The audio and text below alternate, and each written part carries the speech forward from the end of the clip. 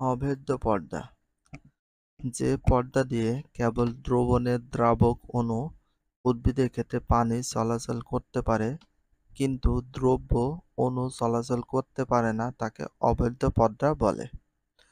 যে পর্দা দিয়ে কেবল দ্রবণের দ্রাবক অণু চলাচল করতে পারে কিন্তু দ্রাব্য অণু চলাচল করতে পারে না তাকে কি বলে?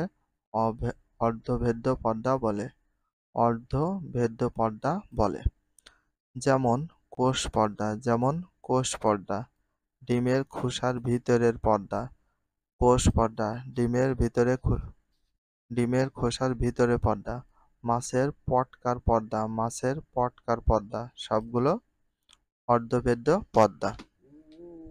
আমরা লক্ষ্য করেছি যদি একটা শুকনো কিশমিশকে পানিতে কিছুক্ষণ ভিজিয়ে রাখি তাহলে সেটি ফুলে ওঠে। এটি কিশমিশ দ্বারা পানি শোষণের কারণে ঘটে। কিশমিশ দ্বারা পানি শোষণের কারণে ঘটে এবং পানি শোষণ অভিস্রবণ দ্বারা ঘটে। কিশমিশে যে পানিটা শোষণ করে সেটাকে কি প্রক্রিয়ায় ঘটে? অভিস্রবণ প্রক্রিয়ায় ঘটে। অভিস্রবণ প্রক্রিয়ায় ঘটে। কিশমিশ দ্বারা পানি শোষণের কারণে ঘটে। পানি শোষণ অভিস্রবণ দ্বারা ঘটে। অভিস্রবণ দ্বারা ঘটে। কিশমিশ যে পানিটা শোষণ করে এটা কোন প্রক্রিয়ায় ঘটে? অভিস্রবণ প্রক্রিয়ায় ঘটে। অভিস্রবণও এক প্রকার ব্যাপন। তাহলে এক প্রকার কি? ব্যাপন। অভিস্রবণে এক প্রকার কি? ব্যাপন। অভিস্রবণও এক প্রকার কি? ব্যাপন। Very very important. অভিস্রবণ কেবলমাত্র তরলের ক্ষেত্রে ঘটে। অভিস্রবণ কেবলমাত্র তরলের ক্ষেত্রে ঘটে এবং একটি অর্ধভেদ্য পর্দা অভিস্রবণের সময় দুটি তরলকে পৃথক করে রাখে। অভিস্রবণ কেবলমাত্র তরলের ক্ষেত্রে ঘটে। দেখো, শুধুমাত্র তরলের ক্ষেত্রে ঘটে কোনটা? অভিস্রবণ। অভিস্রবণ শুধুমাত্র কিসের ক্ষেত্রে ঘটে? তরলের ক্ষেত্রে ঘটে, অন্য কোনো ক্ষেত্রে ঘটে না। Very very importance. এবং একটি অর্ধভেদ্য পর্দা অভিস্রবণের সময় দুটি তরলকে পৃথক করে রাখে। একটি অর্ধভেদ্য পর্দা অভিস্রবণের সময় কয়টি তরলকে পৃথক করে রাখে? দুইটি তরলকে পৃথক করে রাখে। কিশমিশের উদাহরণ দিয়ে বিষয়টা এখানেও বোঝানো হলো। আমরা জানি দুটি ভিন্ন ঘনত্বের দ্রবণ একত্রে মিশ্রিত হলে স্বাভাবিকভাবেই এদের মধ্যে ব্যাপন সংঘটিত হয়। দুটি ভিন্ন ঘনত্বের দ্রবণ একত্রিত মিশ্রিত হলে স্বাভাবিকভাবেই এদের মধ্যে ব্যাপন সংঘটিত হয়। এদের মধ্যে কি সংঘটিত হয়? ব্যাপন প্রক্রিয়াটি সংঘটিত হয়। লক্ষ্য করে দেখো, কিশমিশের ভিতরে পানি শুকিয়ে যাওয়ার ফলে কিশমিশগুলো কুঁচকে গেছে।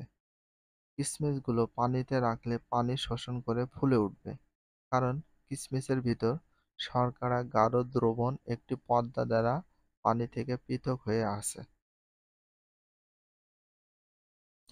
শুকনা কিশমিশ কুঁচকে রয়েছে। অভিস্রবণ দ্বারা পানি শোষণের ফলে কিশমিশগুলো স্ফীত হয়েছে। কিশমিশগুলো কি দ্বারা পানি শোষণ করেছে? অভিস্রবণ। দেখো, অভিস্রবণ দ্বারা পানি শোষণের ফলে কিশমিশগুলো স্ফীত হয়েছে, মানে বড় হয়েছে। লক্ষ্য করে দেখো, কিশমিশের ভিতর পানি শুকিয়ে যাওয়ার ফলে কিশমিশগুলো কুঁচকে গেছে। হ্যাঁ, কিশমিশগুলো পানিতে রাখলে পানি শোষণ করে ফুলে উঠবে, কারণ কিশমিশের ভিতরে শর্করা গাঢ় দ্রবণ একটা পর্দা পানি থেকে পৃথক হয়ে আছে। কারণ কিশমিশের ভিতরে শর্করার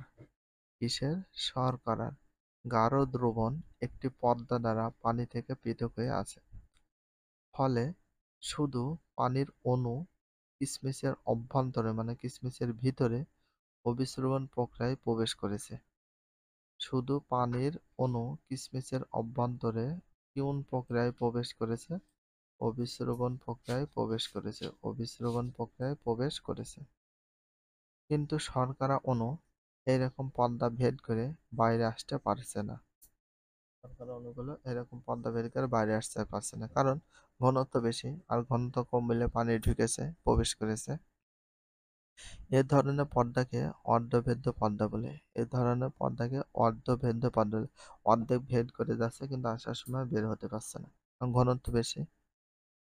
যে প্রক্রিয়ায় একই পদার্থের কম ঘনত্ব এবং বেশি ঘনত্বের দুটি দ্রবণ অর্ধভেদ্য পদার্থ দ্বারা পৃথক করা হলে দ্রাবক পদার্থের অণুগুলো কম ঘনত্বের দ্রবণ থেকে অধিক ঘনত্বের দ্রবণের দিকে যায় তাকে অভিস্রবণ বা অসমোসিস বলে।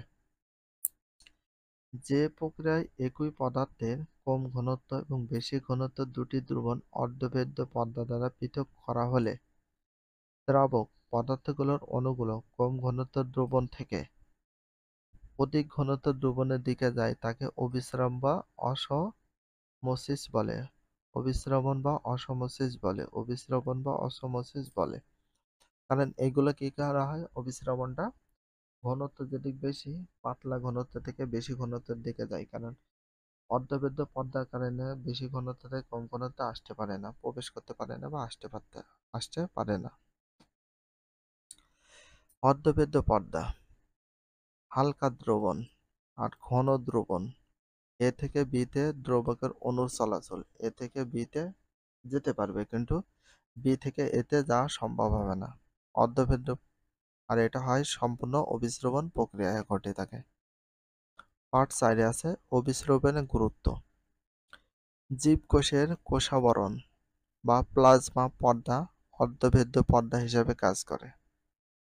জীবকোষের কোষাবরণ বা প্লাজমা অর্ধভেদ্য পর্দা হিসেবে কাজ করে। অর্ধভেদ্য পর্দা কারণ বাইরে থেকে ভিতরে ঢুকতে পারে, কিন্তু ভিতরে থেকে বাইরে আসতে পারে না। প্লাজমা পর্দা দিয়ে অভিস্রবণ প্রক্রিয়ায় মাটিস্থ পানি মূল রোমের মধ্যে প্রবেশ করে বা বাইরে আসে।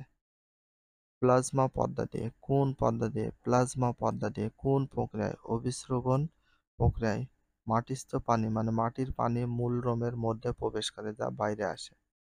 কোষে স্থিত পানি খনিজ লবণকে কি করে, দ্রবীভূত করে কোষ রসে পরিণত করে। কোষে স্থিত পানি খনিজ লবণকে দ্রবীভূত করে কোষ রসে পরিণত করে। ভিডিওটি এখানে শেষ করছি। যদি ভিডিওটি ভালো লাগে চ্যানেলে সাবস্ক্রাইব করতে হলে ফলো করে দিও, তার সাথে একটা লাইক এবং একটা কমেন্ট করে দাও। নেক্সট ভিডিও পাওয়ার জন্য অবশ্যই বেল আইকনটা অল করে রাখো, যাতে নিউ ভিডিও আপলোডের সাথে সাথে সর্বপ্রথম তোমাদের কাছে নোটিফিকেশনটা পৌঁছে যায়। If you love this video please subscribe my channel, like comment share, hit the bell icon for getting next video. So everyone take care, love you, আল্লাহ হাফেজ, বাই বাই।